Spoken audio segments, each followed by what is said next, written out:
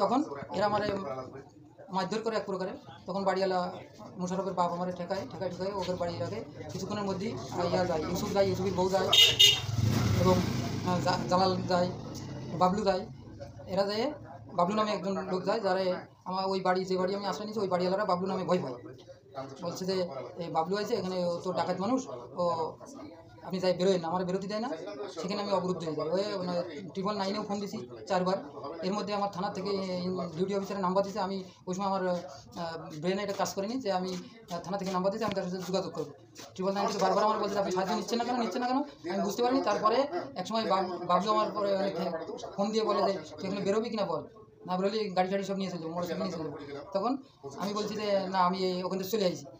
আমি ইচ্ছা করে ওখানে প্ল্যান হয়ে আমি মিথ্যা কথা বলি, ঘরে থেকে আমি বলি না আমি বেরিয়ে চলে আসি। তখন বাবলু আমার মোটরসাইকেল তুলে নিয়ে চলে আসে বাবলুর বাড়ি।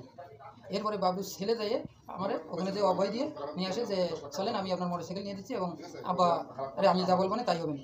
পরে বাবলুর ছেলে নিয়ে আসে আমাকে বাবলুর বাড়ি এসে মোটরসাইকেল পাইনি, বাবলুরও পাইনি। এরপরে কামরুলির বাড়ি যেই পাই, বাবলুর ভাই আছে কামরুল, তার বাড়ি যেয়ে আমার মোটরসাইকেল পাই এবং দেখি ওখানে বাবলু বসা, ইউসুফের বউ, ইউসুফের শ্বশুর, এদের সামনে বাবলু আমাকে ওখানে জিম্মি করে ফেলে যে এখানে কেন তুমি কিনলি, কেন আসলি, এখানে 2 লাখ টাকা দিয়ে দেবে, আর নাহলে তোর এই মোটরসাইকেল আর তোরে আমি থানায় দেবো সন্ত্রাসী হিসেবে, জমি কেন কিনলি। তখন আমি বলছি যে আমি তো জানতাম না, এই ইস্টামে তো আমার জমি কিনছি, আমার যেভাবে দিয়েছি আমি ওইভাবে নিয়েছি, এখন অপরাধ হলে মাফ করে দেন, আর যা করবেন করেন।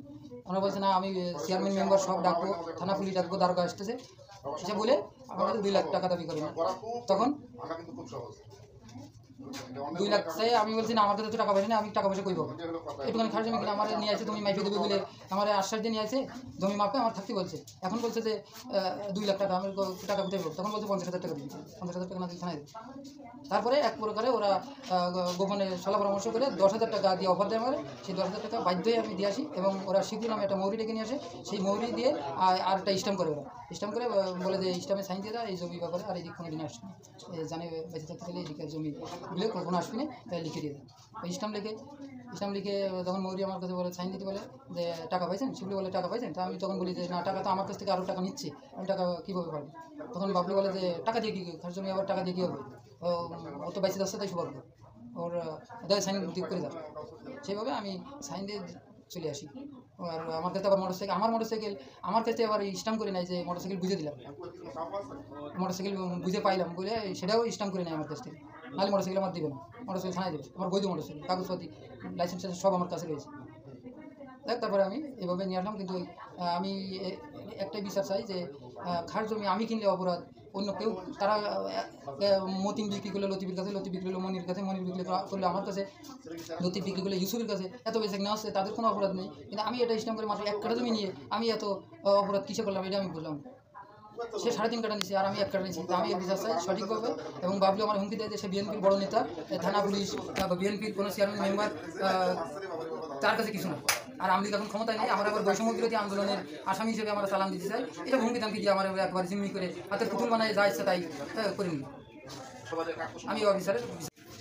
এখন আমার শেষ কথা হচ্ছে যে আমি আমার যে জমিটা হারাইলাম 1 কাঠা জমি, সেটা আমি ফেরত চাই। এবং আমার কাছ থেকে যে নগদ টাকা নিল 10,200 টাকা, এই বাবলুর ভাই কামরুলির মোবাইলে আমি বিকাশে টাকাটা নিলাম 10,200 টাকা ওই সময়, এটা আমি আমার ফেরত চাই ন্যায় বিচার হিসেবে।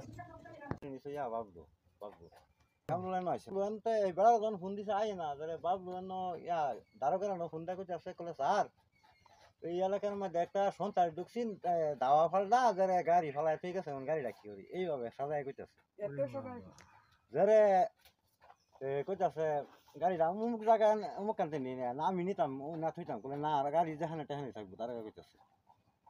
যারে হ্যাঁ আবার এটা কাটতে হারা মই নম্বর ওয়ার্ডের যে মেম্বার ফোন দিছে, কইতেছে গেলে দারোগারে কইছি কলে না, গাড়ি তুমি লয়ে করো, দারোগা মারা গাড়ি দিলাম আমি কলে এই কাম হয়ে গেছে, হেন না রাখবো যারা বেড়ারে গাড়ি হান দিব ঠিক এই যে এটা লাগিয়া না কেরবতে না ধ্যানটা নিছি। হ্যাঁ আমি যা অনুমানের পর আমি যারা কই কে কামরুল ভাই?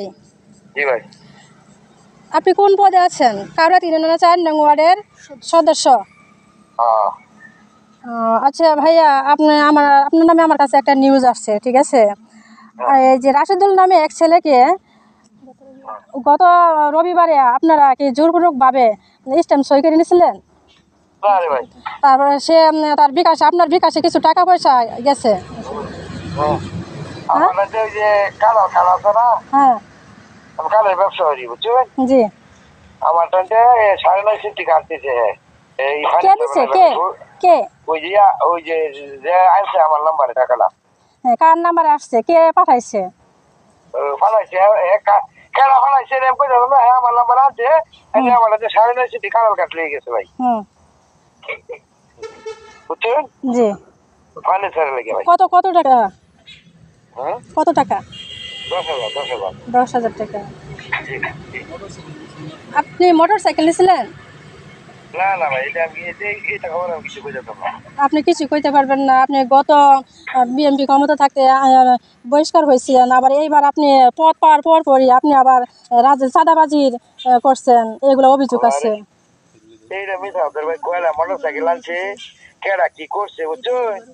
হ্যাঁ এটা আপনি আইন তোমার তো এটা দেখুন যে না, আমরা ভাই আমরা বক্তব্য নিছি, আমরা শুনছি, আমরা সব প্রমাণ পাইছি, এখন আমরা নিউজে যাব। আপনি একবার বহিষ্কার হয়েছেন, বহিষ্কার হওয়ার পরে আবার পদ ফিরে পাইছেন, পদ ফিরে পাওয়ার পরের দিনই আপনি আবার চাঁদাবাজি করছেন। না না না, এটা মিথ্যা কথা। আপনি ওই